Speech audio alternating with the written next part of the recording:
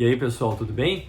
Hoje, nos nossos 5 minutos de processo, eu vou começar a falar a respeito da petição inicial com vocês. A gente já falou a respeito de cargas eficaciais, de pedidos que podem ser feitos numa petição inicial, e hoje eu queria falar um pouquinho com vocês a respeito de outros elementos que a gente também precisa observar na inicial.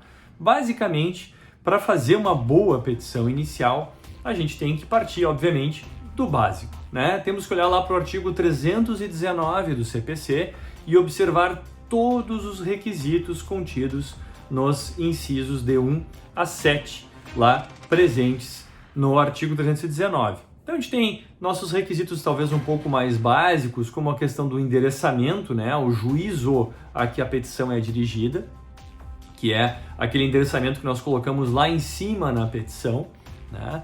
E depois passamos à qualificação das partes, com todos os dados necessários para identificar exatamente quem é o autor, quem é o réu, quem são os participantes do processo, né?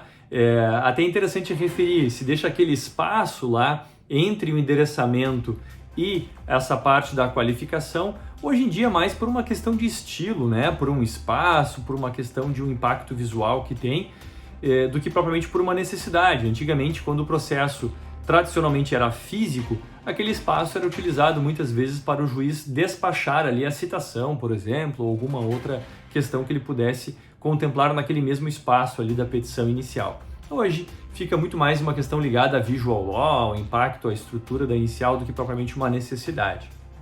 Depois nós temos ainda os fatos e fundamentos jurídicos da demanda que precisam ser expostos. Para isso, eu vou fazer um vídeo específico para conversar com vocês mais a esse respeito, fazendo uma ligação disso com a ideia de storytelling, né? Com a ideia de contação de histórias que se utiliza muito hoje para as mais variadas áreas e, obviamente, o direito não escapa disso também. Mas nós temos ali, então, a parte fática, né? A importante exposição dos fatos jurídicos relevantes para a demanda. Então, não é qualquer fato que a gente coloca ali, mas os fatos juridicamente relevantes para aquela demanda. E nós fazemos a fundamentação jurídica que se aplica a esses fatos, ou seja, a partir daquela narrativa que é feita fática, quais são as consequências jurídicas e por quê, né, que se imprime essa consequência jurídica para aquele tipo de fato. Então aconteceu um acidente de trânsito, então tem que haver uma consequente indenização. Está aqui a base legal, está aqui a base doutrinária, está aqui a base jurisprudencial. Muito importante fazer a referência, eu acho que eu não consigo falar isso o suficiente, do quanto o advogado tem que evitar simplesmente ficar enumerando jurisprudência, né? Trazendo ali 5, 10, às vezes tem gente que põe várias e várias páginas de emendas de jurisprudência que provavelmente jamais vão ser lidas pelo juiz. Então identifiquem uma jurisprudência importante, um julgado importante para ser utilizado, e se for o caso, coloque algum outro em nota de rodapé, enfim.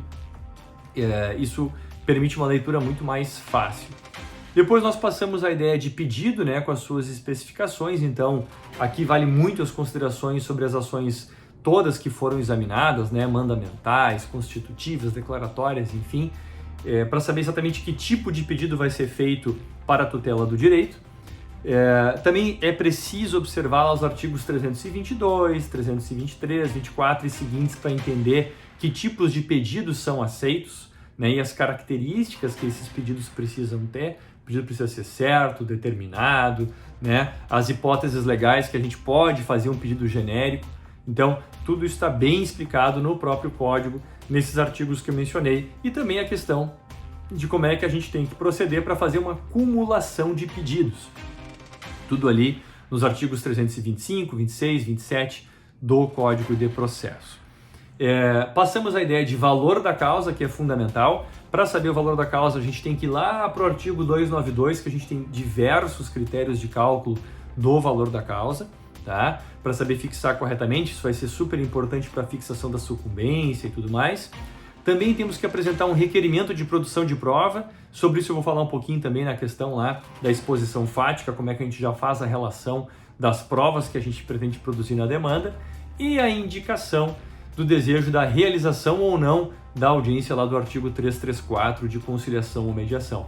Muito importante que esses requisitos do artigo 319 sejam observados para elaborar uma boa inicial. Sem olhar para isso, vai ser impossível realmente fazer uma peça boa. E é importante que a gente comece o processo com o pé direito.